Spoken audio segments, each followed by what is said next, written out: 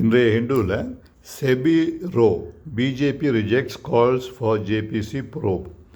SEBI row, இந்த ரோனாக்கா ஒரு சின்ன சண்டை, வாக்குவாதம், அந்த மாதிரி ஒரு பிரச்சனை, இந்த மாதிரியான ஒரு அர்த்தம் வரும்.